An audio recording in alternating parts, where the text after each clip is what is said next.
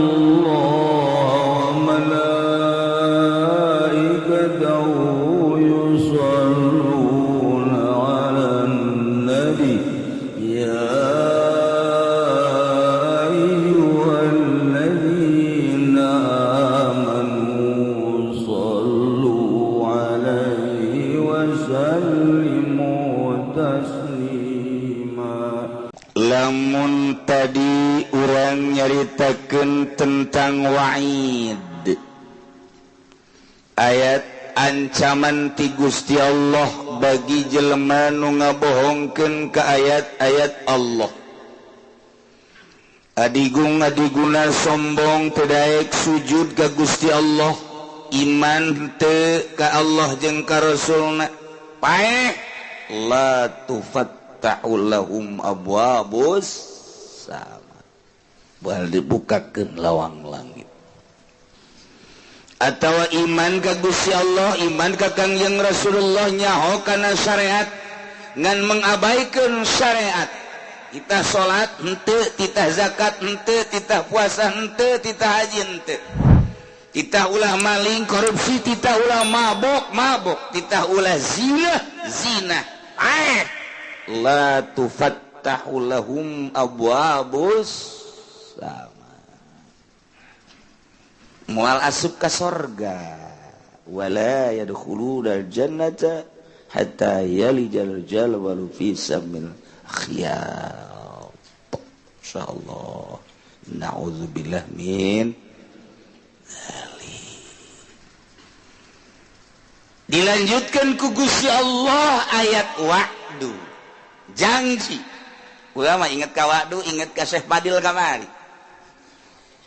Rame-rame baca salawat wa'du. Cakna insyaallah. Janji insyaallah kuduna urang. Janji maca 313. Janji. Pan teu bagus eta kos kitu. Caknya da ge insyaallah. Nyana ngomong deui. Baca 313. Wa'du. Kumaha wa'du deui. Insyaallah. Caknya lagi atuh. Sebab beusi janji aju teu maca. Pan ieu buktina henteu kan. Emang maraca aja henteu. Atuh ka ambeuna ge pan lain deui. Atuh ngaca shalawat na ti jauh kene ngahiliwir seungi. Ieu mah pan bentek. Wah, ieu budak janji doang maca shalawat padahal henteu. Janji Allah tengetkeun supaya mantep. Bukakeun hate, asupkeun ka jero jantung supaya urang mantep. Bisa ngalaksanakeun instruksi-instruksi Gusti Allah Subhanahu wa ta'ala. Mana? Ya, janji Allah. Walladzina amanu wa 'amilus shalihat. Ari jelema-jelema anu iman, percaya ka Gusti Allah, percaya ka Kangjeng Rasulullah bahwa Kangjeng Rasulullah teh utusan Allah nu dibere wahyu ku Gusti Allah. Mun ditanya saha pangeran? Allah, iman berarti. Saha utusan Allah terakhir? Kangjeng Nabi Muhammad sallallahu alaihi wasallam, iman.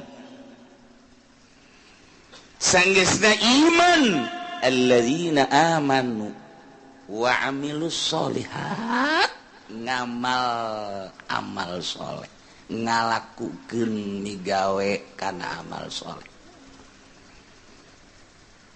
Iman ka Kangjeng Nabi bahwa Kangjeng Nabi teh Rasulullah dibere wahyu, bentukna Al-Qur'anul Karim.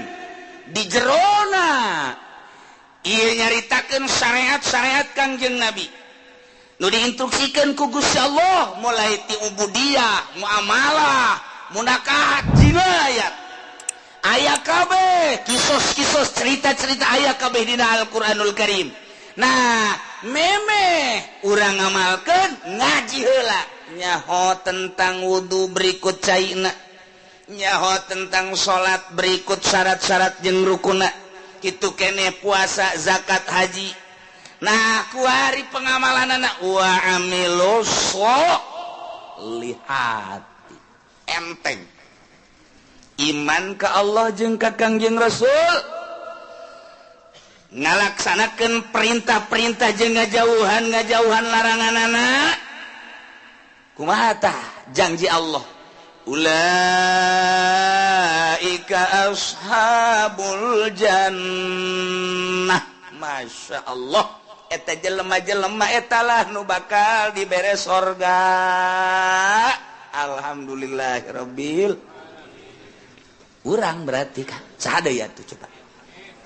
Urang lamun ditanya iman kalau iman kajian diseret geja urang mendek iman baik ka Gusti Allah tembak cenah saya paehan naik iman baik ka Gusti Allah berarti kan bener iman sia ka Kangjeng Rasul itu iman jasa aing muludan mual tahun aku sadus bae pan iman berarti kan marhaba dan lain sebagainya iman Kangjeng Nabi tah ngamalkeun amal soleh dole di masjid sanu ngimaman.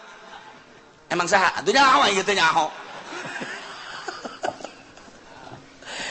Amal soleh, sholat puasa. Wow, Ramadan yang mah kudu make sunah-sunah. Ramadan doang geus cukup jadi instruksikeun geus puasa satahun segan sabulan doang Ramadan geus cukup sakitu. Munggah haji kajian sugi adag-adagan sakali jai mah geus. Zakat atuh aing mah kan zakat. Heuh, deuk kumaha deui? Eta memang kos kitu. Jelema nu iman ka Allah ka Kangjeng Rasulullah nah iyalah ulaika ashabul jannah sorga geus murah jasa sorga mah nu mantak lain ku amal asup ka sorga mah lamun urang ngandelkeun ka sorga amal isin atuh amal urang jang meuli sorga atuh isin puasa salat atuh urang mangan syukur Allahu akbar kadang ikut celi Allah maha agung jajero hate manteu agungan kene cincin digosokan bae cincin terus mandi can naon can cincin geus digosok pamajikan cileuhan kene cincin geus digosok berarti kan agungan kene cincin Allahu akbar di mana sih tapi kajian teuing geus lah geus kitu bae pokona Allahu akbar nyaho salat naon zuhur sabarakat 4 bener berarti kan saya salat naon asar sabarakat 4 berarti bener ngaji berarti kan saya salat naon magrib sabarakat 3 berarti bener eta ku sakitu ge geus hebat eta saya salat naon isya sabarakat 4 bener berarti kan berarti na ngaji nyana saya salat naon ge subuh sabarakat 2 jam sabaraha ari nek ngaji aing salat subuh heula. Ajo niatna qada. Berarti bener kan ngaji kan? Berarti eta jelema ngaji eta. Tungguan heula ngaji, nek salat subuh heula, sholli fardhu subuh rakaatain qobon. Allah. Eta kan bener berarti kan? Bener surga eta.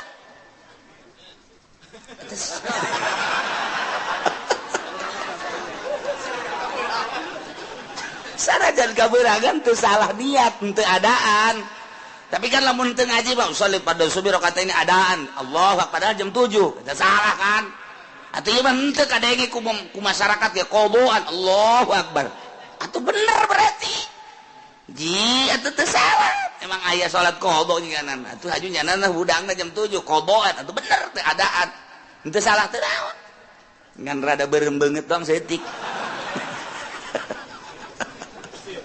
Oh masalah mun kieu mah saya salat enggeus salat zuhur sabarakat 3 ieu budak kudu diservis ye 3 ke asar saya salat enggeus salat asar sabarakat 2 wah ieu budak kudu diasingkeun heula ka ditu mondok heula mondok ngaji heula can ngaji kan berarti ieu bener tepat zuhur 4 asar 4 magrib 3 berarti kan geus beres eta surga eta amilu sholihat eta geus hebat eta kos kitu ji kieu teh salat kos kitu surga geus jasana kos kitu mah cak Gusti Allah gelan nukallifu nafsan illa wus'aha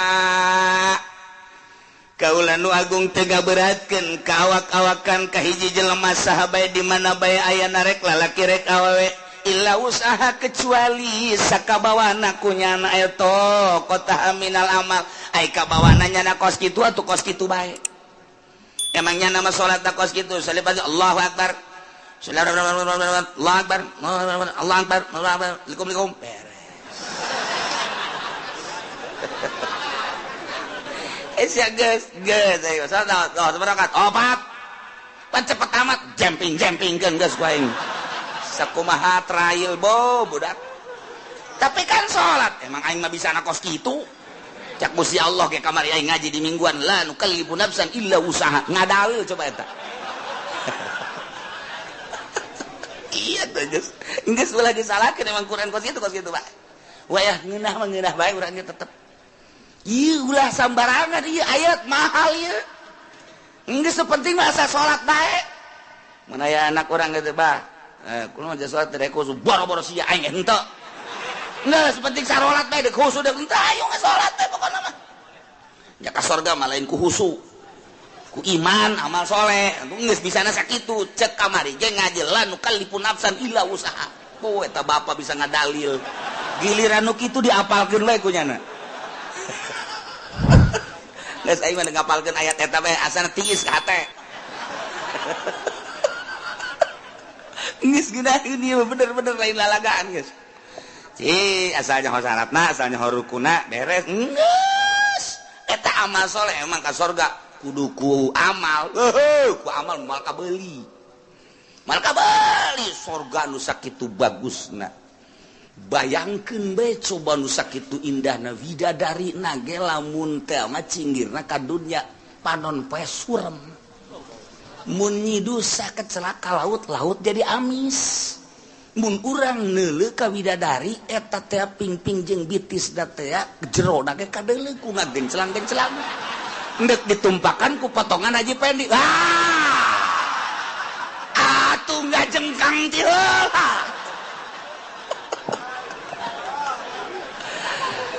geus lain ku amal ieu mah asup ka sorga mah ku rahmat Allah subhanahu wa ta'ala bantak la nukallifun nafsan illa enteng sudah hese Masya Allah karim pokoknya nama iman ka Allah mun ditanya sasia pangeran Allah beres sasia nabi sia kanjeng Nabi Muhammad aing manggeus pokona mah sakitu bae salat osok aing salat sampai 5 kali sanajan aing teh husuk tapi aing osok puasa aing puasa Ramadan osok sabulan aing kitu mah Senin Kamis segala mah dilok aing mah bener tapi aing mah diinstruksikeun ku Gusti Allah sabulan doang satahun eta mah osok zakat fitrah aing boga ngazakat teu boga tuh naon dari fitrahan wae aing boga mah ngazakat bae tuh aing mah terus atuh kitu ge panen aing ngazakat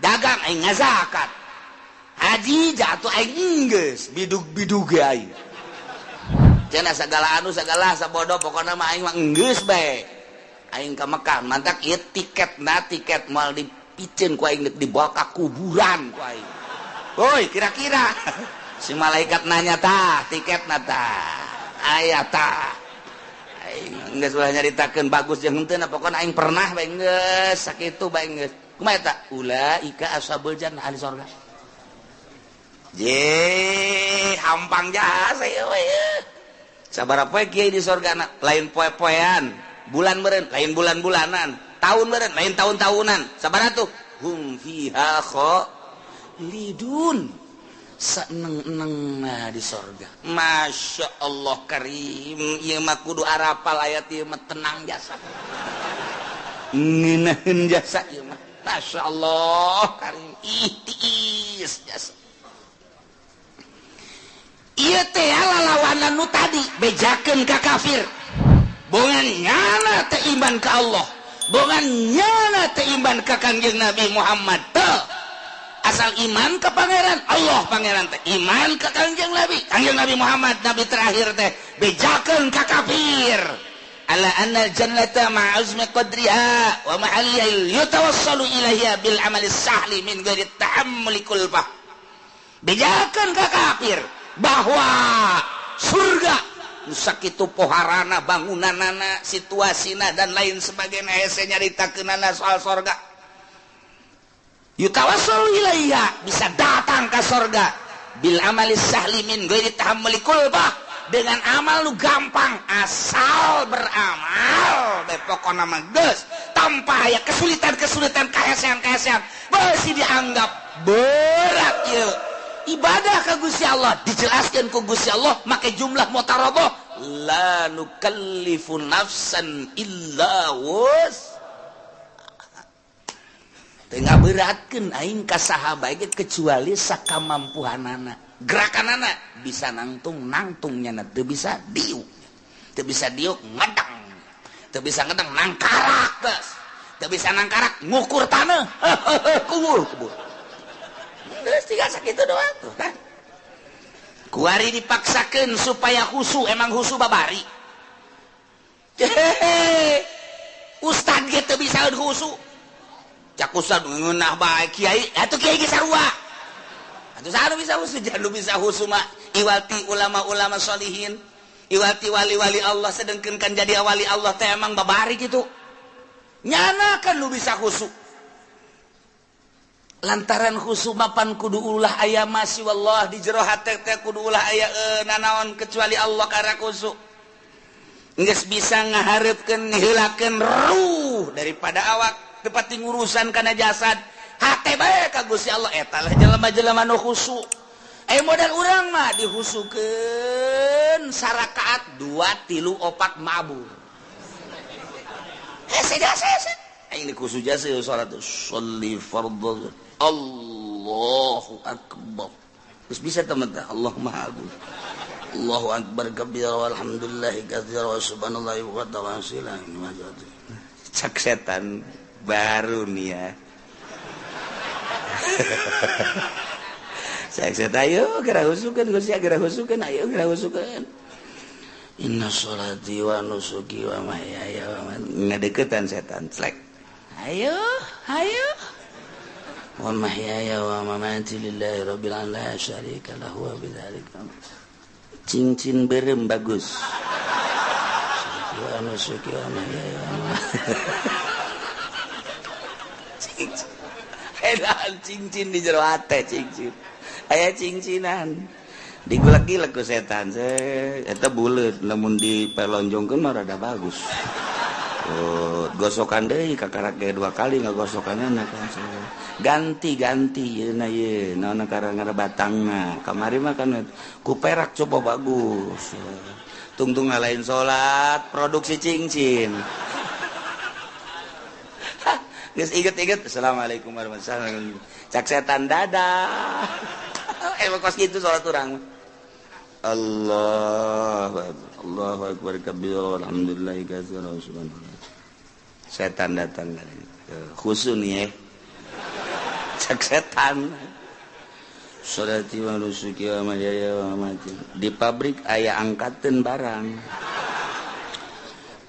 geser saya tiket geser saya tik hargana duh sakilo nanti namun ditambahan di 100 nyana diberi nyana mikeun kamari kakarak 50 doang 100 lah jadikeun bae lah ini namun sakintal teh ghairil maghdubi alaihim waladdallin acak-acakan salat aduh Allahu akbar Allahu akbar kabira alhamdulillahi katsira subhanallahi wa ta'ala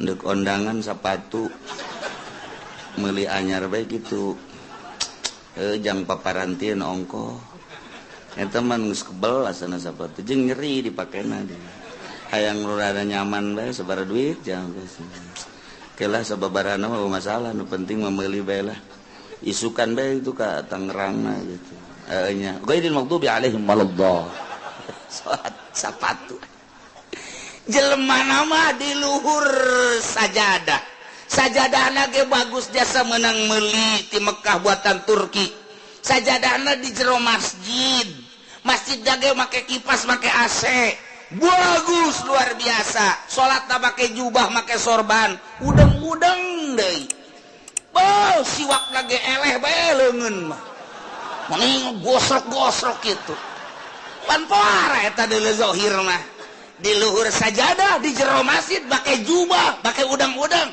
mate di mall atuh aing mah bisa na sakitu kamari ge ngaji lanu kalipu nafsa mangga imah kos kitu deh kuadet penting lain mah salat belah pokona mah geus memang bener penting mah salat bae mah keur carita nu penting mah amal soleh daek bae heula geus adapun ka dituna engke tahapan-tahapan di sorgana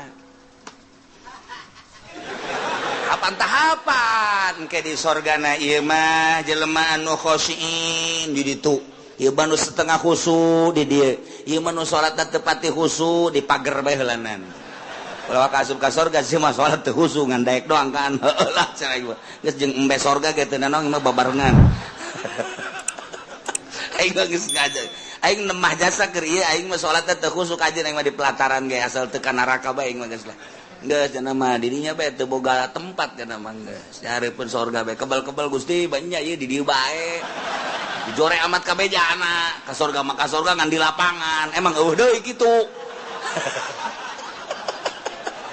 atuh RSRSSS atuh lah gitu kan emangna Gusti pelit henteu pan Gusti mah kula ge nyaho Gusti mah barahan mun kula teu di ka sorga kan berarti pelit ta Gusti kecak malaikat aing teu ngeunaheun disebut pelit malaikat bangunkeun nu bagus wah ka jadi ka sorga ieu aing saking ge teu khusus salat ieu cek cenah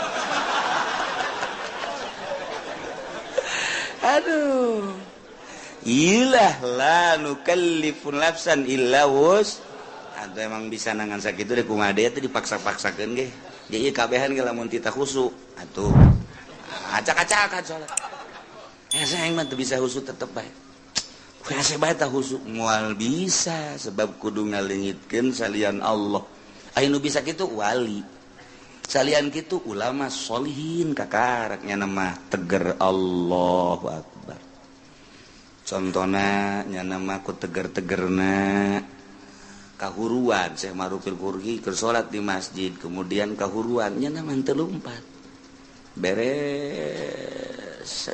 wabah daratang kana emang naon ieu kahuruan teh nyaho masyaallah jahe teu nyaho cenah kahuruan salat kahuruan nyana teu nyaho urang mah kureungit reungit oh pencak turun kabeh reungit ngomong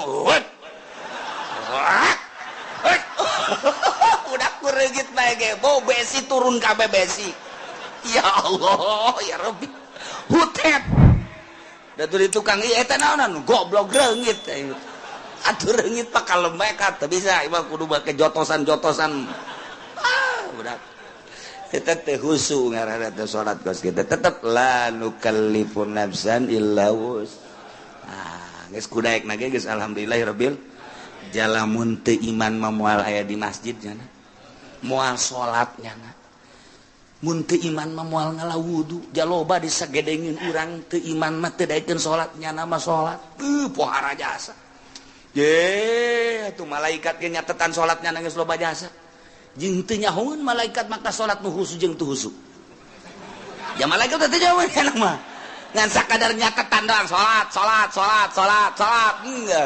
teu nyahoeun nu mana nu husu nu teu husu teu nyahoeun malaikat mah tuh mantak laporan ka Allah tah lengkap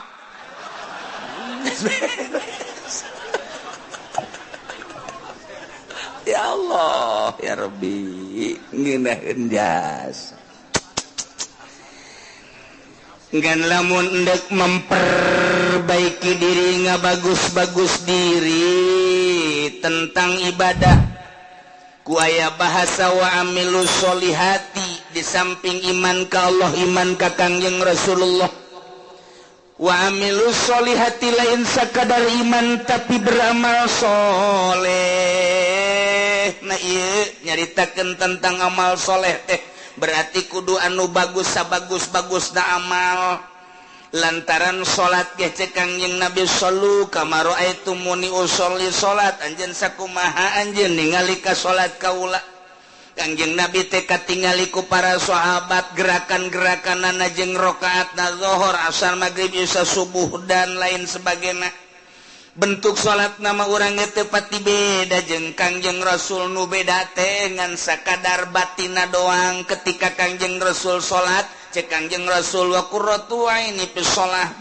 ketika salat teh lempeng kadel jeung karasa Gusti Allah sehingga hate bungah nu luar biasa. Maka cek Kangjeng Nabi ketika aranjeun kabeh boga kabingung boh urusan dunia boh urusan akhirat, maka salatlah 2 rakaat engke bakal dibere lolongkrang ku Gusti Allah. Lamun aya jelema bingung soal dunia, bingung soal akhirat, sok gerak ka Gusti Allah munajat Allahu Akbar, engke ku Gusti Allah bakal dibere rorongkrang lantaran di jero salat teh aya kabungahan-kabungahan anu hese dicaritakeunana.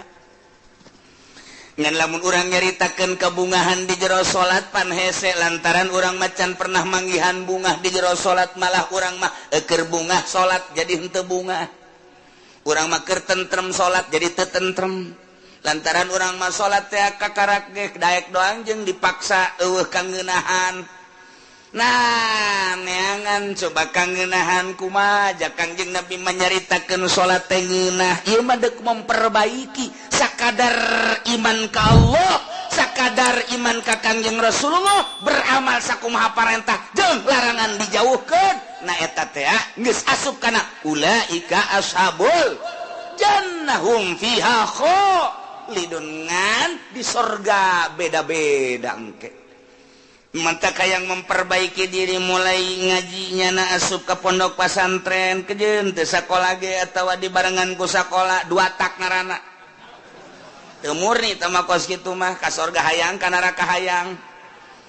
Ieu mah teu di ka sorga bae geus mulai mondok pesantren ngaji amil ngaji jurumiyah ngaji alfiyah ngaji johar makun ngaji mantek ngaji jamul jawami terus usul fikih dan lain sebagainya ngaji hadis tafsir beres neropong kana kamurnian kajernihan kolbu ahli-ahli Allah.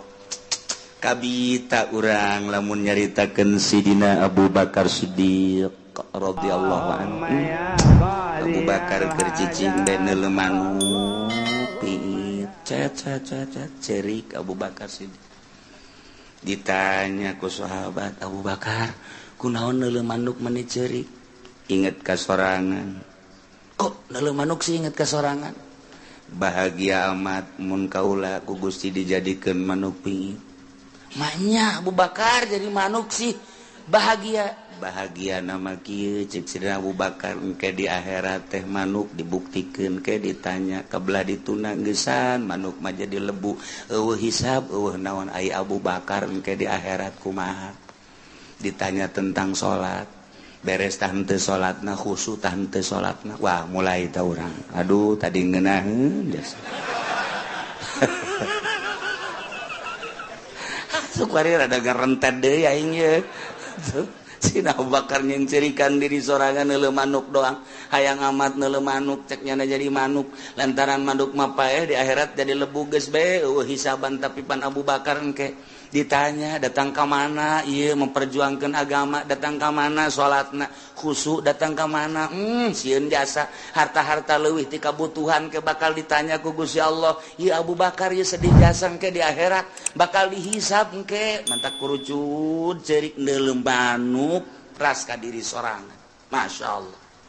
Sidina Ali kieu bae di juru imah kieu bae ditanya kapan ku Siti Fatimah pamajikanan Kang Ali. Benar mengalamun bae sakieu geulisna ieu pamajikan mesti lamun keneh bae. Siti Fatimah pan capetang jasa pan. Eueuh deui nu siga Kangjeng Nabi Siti Fatimah. Mapahna siga Kangjeng, seungitna siga Kangjeng, senyumna siga Kangjeng, capetangna siga Kangjeng. Mantak menggairahkan. Urang mun ka pamajikan kos kitu geus teu kudu nyandung. Atuh ieu mah teu nyandungna atuh ditanya manyun bae. Dibere ku diberekna komo teu diberekna. Aduh udah isuk-isuk lain mangi kutang ngebeledek. Bae eta urang nyandung bae kitu leuh pamajikan kurang saregep pasana ieu. Jatuh urang Lampung Pararuti. Wah, beres. Coba Siti Fatimah. Kang Ali, kunaon sing ngalamun? Teu kunaon. Lain kitu beusi anu dipikiran. Tah, ieu teh naon. Eta aya naon-naonan cek Siti Fatimah teh sup Siti Fatimah. Kepanggih ku sahabatna saja. ya ahli katingalina merenung aya naon ieu besi aya anu perlu dipecahkeun jeung dibantu ku kaula bakal dibantu saha nu bisa ngabantu ka perasaan kula gitu nganaon rumah tangga lain soal ekonomi lain soal perpolitikan henteu eta mah kos kitu melah naon atuh kula mah neuleuh budak tuh lulumpatan ras ka diri gitu hayang kula jadi budak deui sanggeusna jadi budak memeh balik mending di maotan ku Gusti Allah selesai ali di jero kubur teu kudu ditanya deui di akhirat geus teu kudu ditanya lantaran budak mah rek ti muslim rek ti kafir tetep ka sorga bae ali mah ngarep-ngarep hayang budak deui cek yeuna teh hayang paekeun leutik beuh pat ieu mah geus kieu cek yeuna teh paeh di jero kubur bakal ditanya ku malaikat munkar nakir haju dihisab segala rupa amal-amal salat bakal ditanya khusus tah henteu tah ieu lamun ditanya soal salat bae ai pagawean mah pagadi pegawai tapi kan kahusuk henteu nah ieu nu jadi masalah cecina ali teh haju kapan lamun teh khusu wala tadribiha wujuhana pada eta salat teh jadi pamonggol aduh geus kiai entah dibae lah mendingan nu aja jero teuing mah eungap cenah teh ieu mah keur carita klasifikasi jadi tahapan-tahapan manusia teh beda-beda Sayyidina Ali mah ahli ruhani atuh beuh Sayyidina Umar kitu keneh Sayyidina Utsman apalagi Sayyidina Abu Bakar kantenan eta bageus caritakeun tah mah kabelah handapna Tuan Syekh Abdul Qadir kabelah handapna terus ulah-ulahna naon tah Syekh Asnawi bae geus sakitu poharana masyaallah karim guru-guru urang anu geus teu nyahonna naon ketika zikir ku ngeunaheun jasa lantaran urang mah pan ngarasa lapar teh beuteung urang mah ngarasa indah teh ceuli urang mah ngarasa nikmat indah teh mata lantaran make kena watek kapan urang mah mata indah mun dideuleukeun kanu indah-indah masyaallah barang neuleuh aya awewe semampai mata akureun mantep banget ngongkong saeutik aduh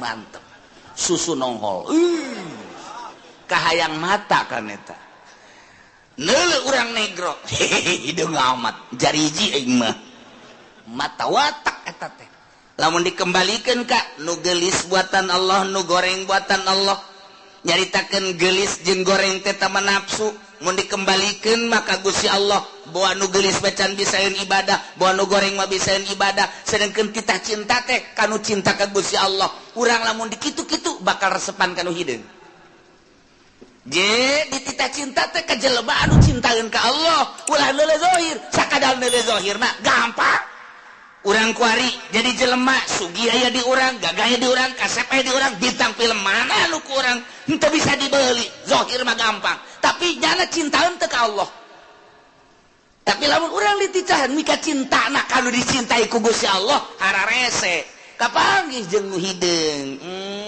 jelema nama hideung luar biasa tapi maca Qur'anna sapoe sakali tamat ka jelema bager jasa menyapa luar biasa jelema nama goreng di jero hatena aya ma'rifatullahan ieu nu dititah dicintai ku Gusti Allah engke anu bakal ngaluhurkeun agama teh panturunan-turunan tinu cinta ka Gusti Allah sedengkeun cak Kangjeng Nabi deuk nikah mah tah pagpar bijati din teangan nu aya agamaan ulah sakadar geulis mulai urangna cinta ka Allah awewe eta cinta ka Allah jeung teuing aing mah hideung ka jantu tapi di jero hatena mantep jasa mulai urang cinta digedeung gegereukeun ku batur heuy sia kasep-kasep kawin ka dinya maneh mah teu nyaho rahasia capitannya lain lagi dong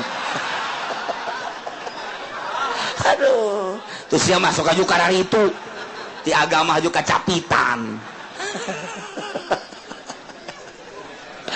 lain itu dideuleuh batinna masyaallah urang kawin lillahi ta'ala henteu neuleuh geulisna teu neuleuh kayana teu tapi neuleuh agamana borojol boga budak masyaallah budak diajak nonton TV teu daekeun sebab timbul ti indung anu tatadina maca Quran bae maca sholawat bae dibawa kurang nonton TV cerik tapi lamun teu nonton TV cicing pan aneh. Coba anak kurang lamun di luar cerik dibawa nonton TV cicing sial jasa tah budak. Masya Allah. Tapi iya mah asal di hareupeun TV bangun teu betaheun teh keluar bae manehna mah betaheun asal diasupkeun ka TV dihareupeun ka TV teu daekeun. Masya Allah bahagia aya naonna dia budak. Mulai gede saeutik nyahuan ke bahasa-bahasa alif ba ta sa jim dan lain sebagainya teu kebal haju bisa maca Quran nikmat gede saeutik haju bae ngajakan bapak nanarik abah ayo ka masjid diajakan abah ku anak ji cak abahna budak lain aing ngajak sia dan sia ngajak aing ji cakeun aing izin ye tuh bari tertarik ku budak ayo abah ka masjid tinggal lindung nah tuh budak ge tuh ngajakan ulah di TV bae nya wah tiba heula kos kitu bae pagawean teh tuh aing izin-izin ka anak heulanan tuh ka anak izin. Masya Allah ieu lain lalagaan. Nah fasbar bizati din ieu keur carita memperbaiki diri emang bisa nanya kos kitu tetep baginya naba la nukallifun nafsan illa wus urang nyaritakeun hakikat di makon hakikat panjacaknya nanti hese nyaritakeun torekat jelema nu norekat di makom torekat baja teh hese cak urang nu teu norekat hese amat kudu udang ti peuting kudu zikir kudu mandi dan lain sebagainya berat amat di makom nama hampang geus datang ke hakikat jadi nyaritakeun hakikat anulah bo berat amat di makom nama aja hampang nu diberatkeun ku Gusti Allah dengan bahasa lanu kalipun nafsan illa usaha teh ieu teh samakom bagi ahli hakikat teu berat cek ahli hakikat bagi ahli norekat teu berat cek ahli torekat mah bagi urang nu di syariat ja teu berat di syariat ge nu penting mah salat puasa zakat haji beres khusyuk urusan wali tah kos kitu mah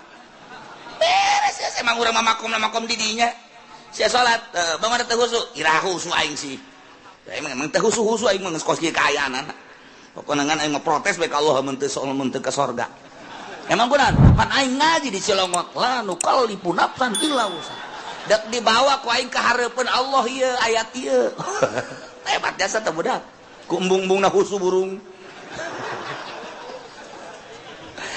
Kesimpulan nama jelema iman ka Allah ka Kangjeng Rasulullah beramal soleh disadiakeun ku janji Allah lain ku amal ku janji Allah sorga di sorgana hum fiha khalidun breng arasup ka sorga geus puguh mursalin nabiyin geus puguh para sahabat geus puguh para aulia Allah geus puguh para ulama geus puguh para ahli thariqah ieu ahli syariat ge wae arasup ka sorga lamun anu bobolokot ku dosa wayahna dianclomkeun heula ieu mah wayahna doang tetep ka sorga.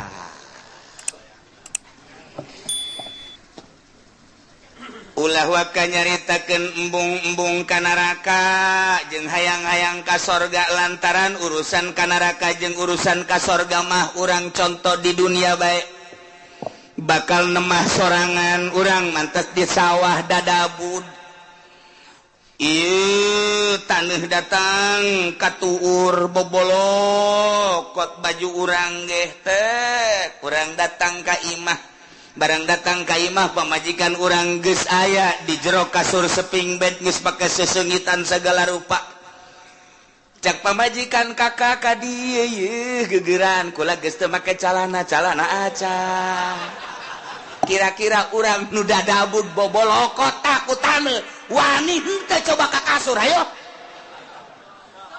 moal wani ke heula kakak deuk kukumbah heula kan kitu kajen kukumbah ge henteu ieu mah kadi kalolotor tu teu geurang boh bararau kieu kek kakak deuk bebersih heula deuk mandi pake sabun ke pake sesengitan karena kadinya moal kebal moal heueuh atuh teu wani nyana ka kasur nyana eta ge sakitu ge ieu ge sarua Allah nyadiakeun sorga barang urang datang ka ditu hayeuh geura arasup ka sorga sedengkeun urang ge karasa di dieu odoh judi aya di aing mabok aya di aing korupsi aya di aing nyana ge mit heula ka malaikat-malaikat moal waka ka sorga kunaon deuk dibersihan heula ku kula ieu mangkaning dek dibelem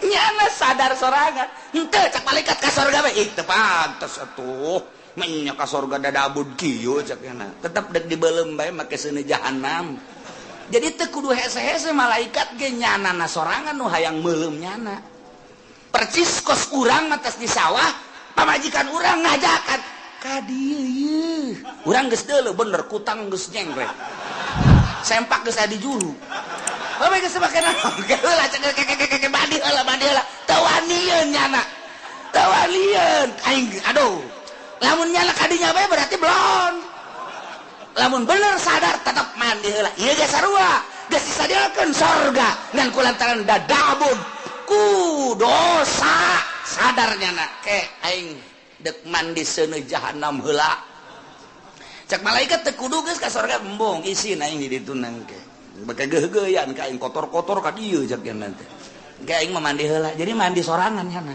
ngabersihan sorangan mata urut neuleuan si mbah dikecrokan ku nyawa malah disadiakeun beusina ditojosan ku sorangan say mata kurang nyaritakeun Kangjeng Nabi aya jelema ngaguntingan sorangan bener teu ngai jelema ngurun atuh emang ku sorangan bongannya anak pagawean sorangan atuh ku sorangan dibersihan ku sorangan jasanajan SBY ge nyana mantan presiden wah ya mandi mah ku sorangan tilok anu di pandian wah kukuna kuku tuh ya kelek atuh teu sorangan anu bebersih urang ge sarua di neraka teh ngabersihan sorangan mana nu leuwih panas dia kurang panas asana ieu mah cenah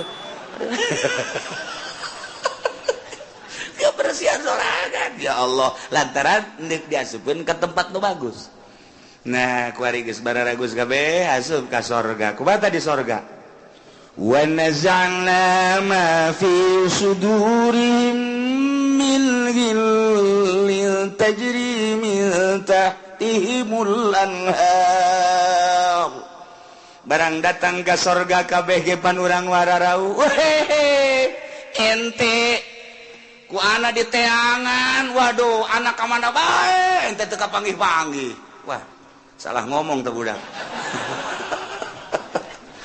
waduh anak teu kapanggih-panggih jeung ente oh iya rangkulan ente ieu bisa ka dieu sebab kumaha ye ente alhamdulillah kana neraka heula teu sakedeung jakena ngaberesan kreditan doang panas waktu lain panas deui geheng aing di neraka tapi pan itu dibersihan mana itu pantas ke surga nya sia langsung pengen tuh dongeng tanya di surga teh beres kan tuh si anu karang datang tuh woi dadah ka dieu sia teh ka neraka aing rada kebal cek nerakana emang kurang gitu aduh aing lah geus hese nyaritakeunana cek aing tukang ngoyak-ngoyak si mbak cek kasaror gak kabeh geus go anu istimewa mah nu tadi teu kudu dicaritakeun para aulia Allah para ulama para atuh tah mah geus istimewa nah kuari geus karumpul kuari di sorga Gusti Allah di sorga teh nyabut ngalengitkeun ma fi sudurihim panyakit-panyakit nu aya di jero hate min gilin tina ngunek-ngunek kana bainahum fid dunya anu sok terjadi di dunia mah kapan aya ngunek-ngunek urang naik motor net aya bae anu nyiap set goblok teh budak awas sia ku aing tungguan sia motor naon sia ku aing nah disusul sia ku aing ngunek-ngunek ngaranna lamun sabar mah kan teh oh teu tihela bae eta keur carita kendaraan urang ngawarung sia maju goblok teh budak awas sia ku aing kunaon sia kakarak ngawarung anyar maju aing henteu sia ku aing susul sia ku aing ngunek-ngunek ngaranna urang kapanggih jeung hiji jelema nyana bangun sinis bae ka urang sia awas mun kapanggih ku aing moal diberes sia ku aing moal diberes senyum-senyum macan ngunek-ngunek ngaranna aya di jero hate tah aya syirik aya hikdi dan lain sebagainya penyakit nu kos kitu nu mawa teu nyaman di dunia Kiai ge mawak ilmuna hampir teu bisaeun lantaran nyana ku takaburna ngunek-ngunek goblok kiai itu mah kunaon kiai anyar keneh jadi kiai na kok kapake aing seubul jadi kiai na henteu kapake awas sia ku aing kapangi dihajar sia ku aing kiai bae kos kitu untuk mau jawara ngunek-ngunek terus gitu. Tolol eta si Mang eta. Ai batur diondang ai henteu. Ja, teu budak goblok jasa. Emang aing teu kadeuleu meureun, kunyana pajar lain kiai meureun. Kayak geura sia ku aing, diancam sia ku aing. Awas eta ngunek-ngunek eta teu nyaman takos kitu. Penyakit ngunek-ngunek mah tuh ti rakyat datang ke pejabat, ti santri datang ke kiai araya kabeh ngunek-ngunek penyakit anu nomor hiji nu mantak dipuat di dieu ge. Tadi surga mah dicabut ku Gusti Allah. Eueuh ngunek-ngunek. Syirik dengki pidik teu aya. Sanajan aya kelas di surga, oh si anu mah di kelas hiji di surga Firdaus, si anu mah di surga Naim, si anu mah di surga anu. Ngunek-ngunek sanajan aya nu dihandap panghandapna, jelema di surgana panghandapna henteu sirik ka nu di luhur. Nu di luhur teu takabur ka nu apa? Akur bae di surga mah. Penyakit nikmat jasa di surga. Penyakit hikdu, penyakit syirik, penyakit macam-macam teu aya. Pokokna mah geus ninah. Bae geus dicabut ku Gusti Allah penyakit nu aya di dunia. Geus berarti urang teh selalu sono. Hikdu nanaon.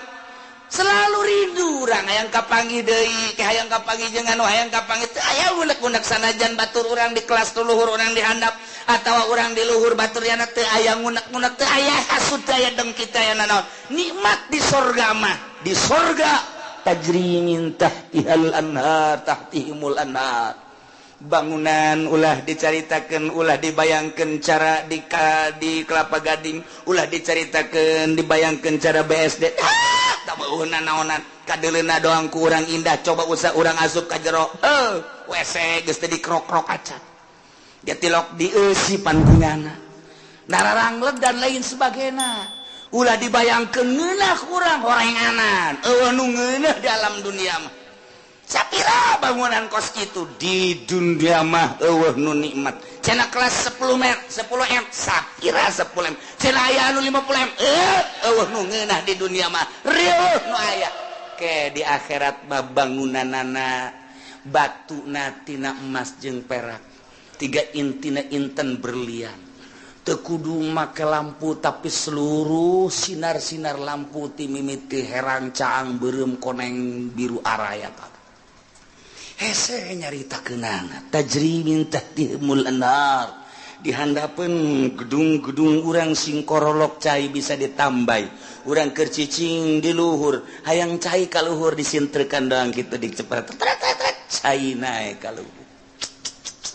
Hayang cai naon, hayang cai susu aya, hayang cai arak aya, hayang cai naon bae tinggal cai datang. Tajri min tahtihal anhar, ku ari ge urang nyieun sosorgaan di dunia teh. Cai sing kerelek, kadeleuna mah cai padahal mah setrum kudu dibayar eta. Puyeng eta nu aya.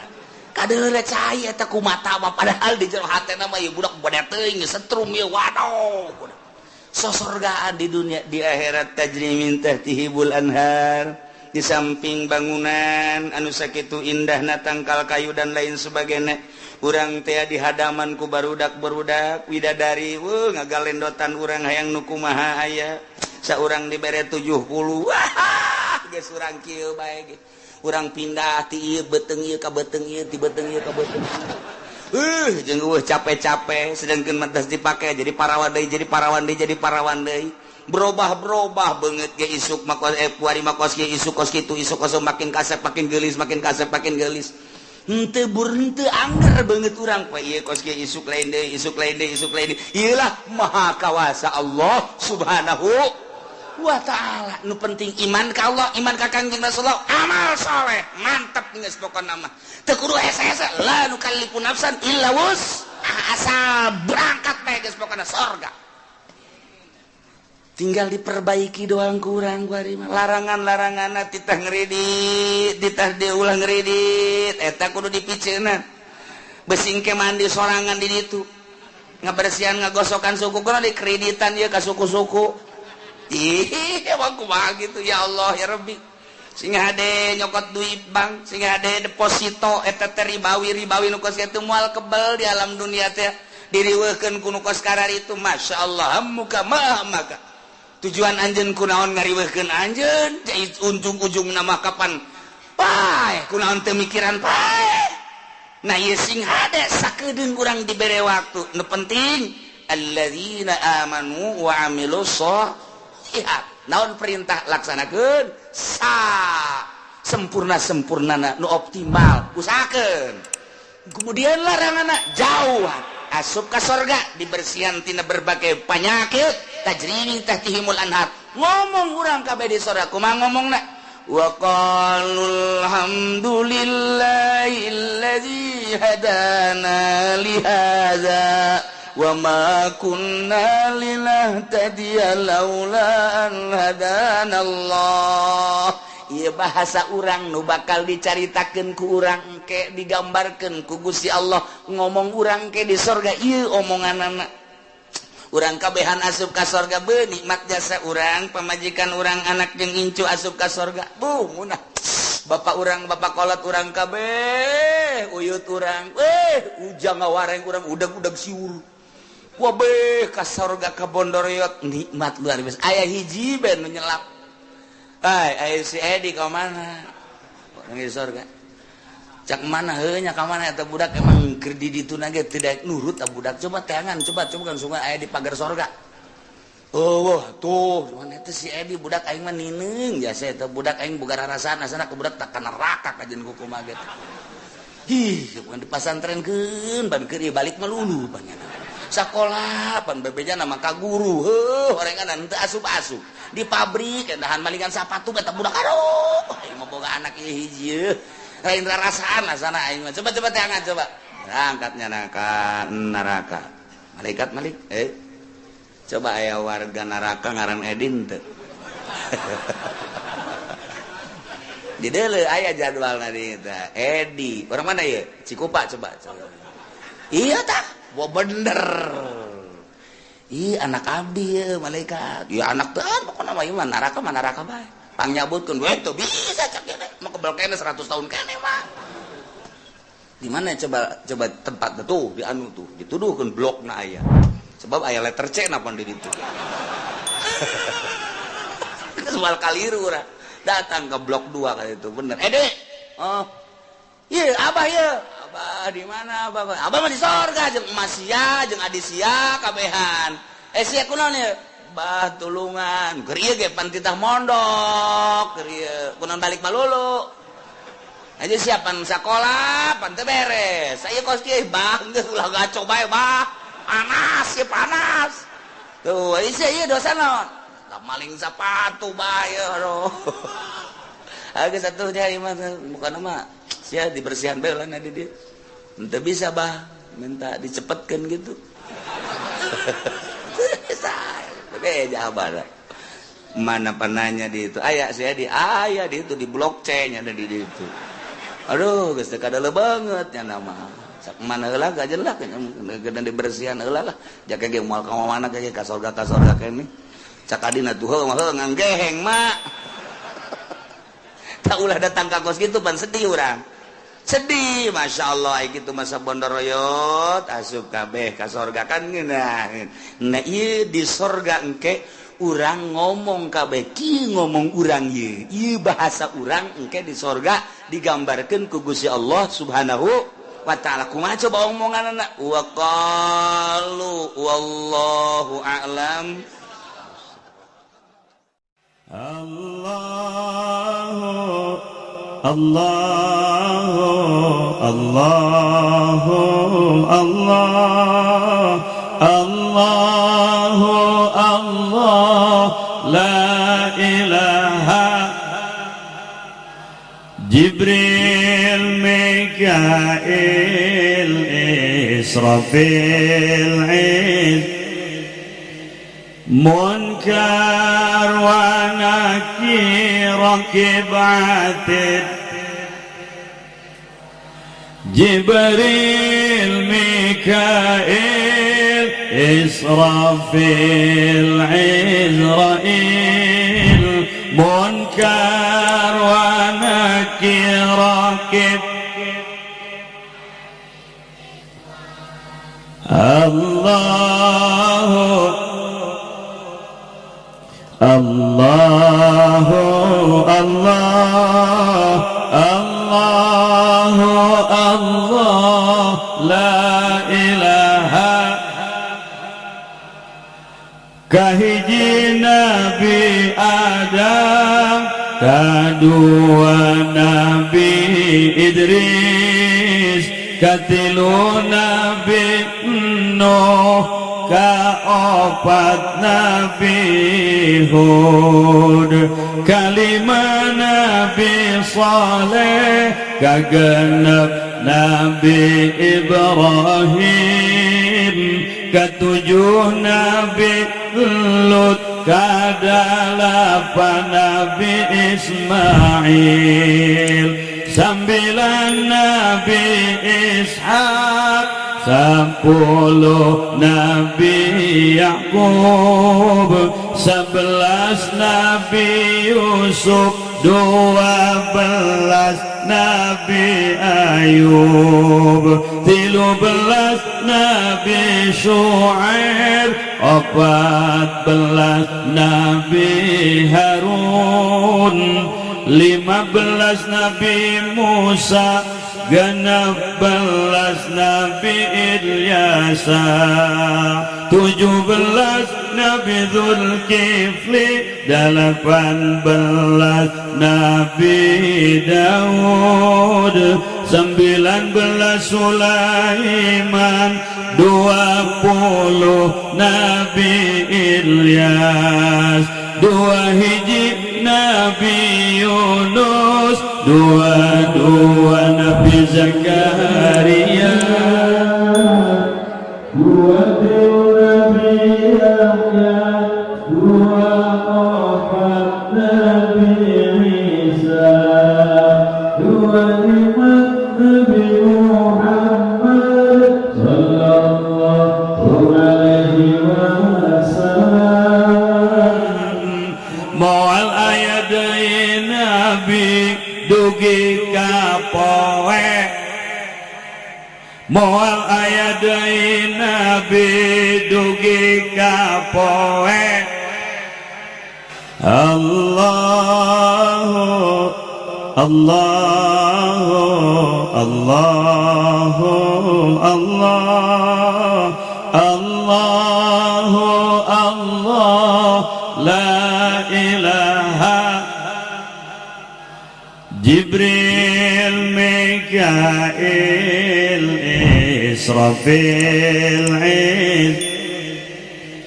Munkar wa Nakir Rakib Atid Jibril Mikail Israfil Izrail Munkar wa Nakir Rakib Allahu Allahu Allah Allahu Allah la ilaha kahiji Nabi Adam kadua